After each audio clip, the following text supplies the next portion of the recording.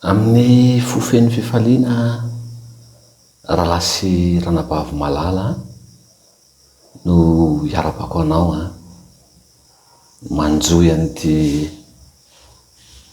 vidéo ty naiza toerana misy anao iainonao sy andraisanao an'izao afatra zao dia tononoko aminao ny fiadanan'i Jesosy Kristy Tompo anapaka feno ao anatinao mba hitoetra tsara eo anatrehanao ahafahanao manana fahatokiana fa hafa ihany ny fiainana miaraka amin'Andriamanitra ary hafa ihany izany vokisany tenin'Andriamanitra isan'andro isan'andro izany. Mino fa tsy tara raha miarabanao mahatratra ity taona vaovao ity 2024. Ny fitiavan'Andriamanitra, ny fahasoavany sy ny fahatsarany hitsofako rano anao mba hahatonga anao hisitraka ny fahalehibiazany ny amin'ny andro rehetra izay mbola omen'ny Tompo havelomanao mba handehananao mahatanteraka ny sitrapony voninahitra ho azy Andriamanitra irery ihany. Ao anatin'izao afatra izao dia ohatrany nokasihan'ny Tompo tamin'ny fiandohan'izao taona izao, tamin'ilay teniny anankiray tao amin'ny Apokalipsy 1:9-9. Ilay nanabaran'i Jesosy ary izy tena mihitsy no atao proclamé hoe izao no alpha hozy izy sy omega, izany hoe ilay fiandohana sy fiafarana. Izao ilay alpha manambara zany da lasa anabavy malalako fa Jesosy Kristy mihitsy ilay fiandohan'ny zavatra rehetra. Dia ohatrany tehiteny sy ohatrany tehitarika anao zany ny Tompo amin'ity fotoana ity amin'izao hoe amin'ny fotoana ianao no men'Andriamanitra famindram-po nandrotsahany fahasoavana dia mbola mivelominy aina mahatratra an'izany taona vaovao zany dia ohatrany te hanentana sy te hisarika sy hisintona ny fonao izy hoe rahalahy ranabavy izao ilay alpha na ilay fiandohana. Ohatrany mateteny sy matehanakatra zany dia avako malala hoe amin'ny fotoana anankiray isika miditra amin'ny fiandohana, mametraka amin'ny fiandohana dia Jesosy Kristy Tompo dia mitantana antsika izy parapatonga ny fiafarana. Dia misy tena anankiray zay eo amin'ny Petera 1:5-7 hoe ary amin'izany ozy izy dia apetrao aminy fanahinareo rehetra fa izy no hiay anareo. Raha lasa nabavy malalaka rehetra ao amin'ny Tompo nomen'Andriamanitra ny taona vaovao 2026 ianao matombola manaraka afaka manaraka an'izao afatra izao tsy ny amin'ny herinao, tsy ny amin'ny fahatanjahanao fa noho ny amin'ny famindram-po sy ny fahasoavan'Andriamanitra izay ampy mizara sy mirotsaka aminao.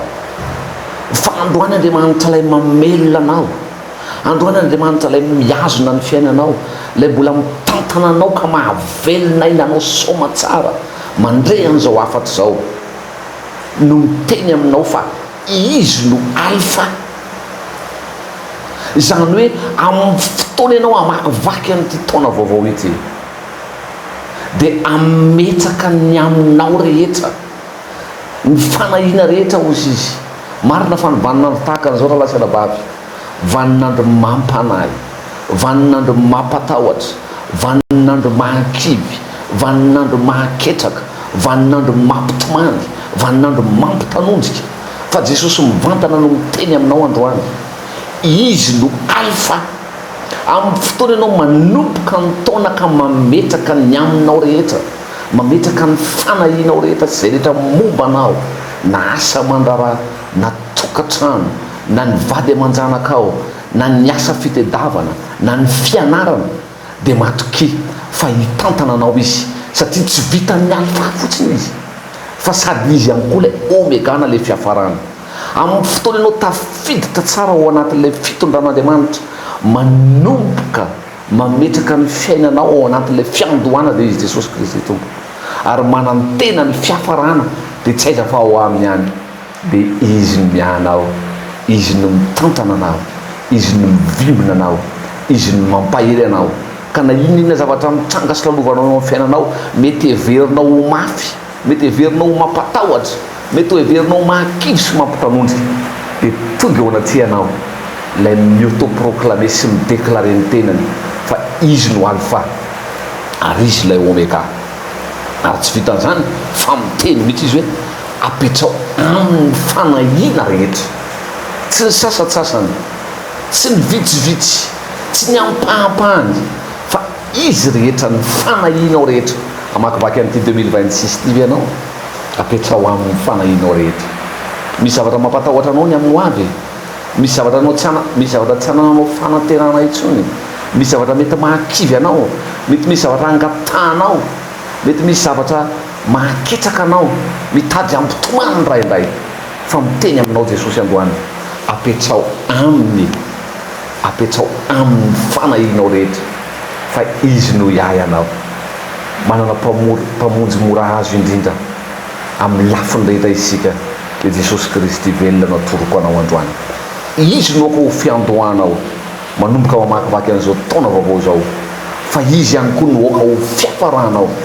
Fa rehefa tsy miala ao anatin'ny fiandohana sy ny fiaparana miaraka amin'ny Andriamanitra ianao, dia matoky fa izy miazona ny tananao, mitahiry anao, mitantana anao, mampahery anao, mampijoro anao, ary dididida mampandesy anao. Avelao hiasa izy Andriamanitra fa manana ny hery, manana ny tanjaka, manana ny pouvoir rehetrany amin'izany ny Andriamanitra fivavahantsika, mitantana antsika amin'ny tanana kavanany fahamarinany, dia ilay milaza amintsika hoe aza matahotra fa momba anao aho. Dia voninahitra ho an'Andriamanitra lasy anabavy malarehetra amin'ny tompo ny fiadanan'i Kristy toetra ao anatinao.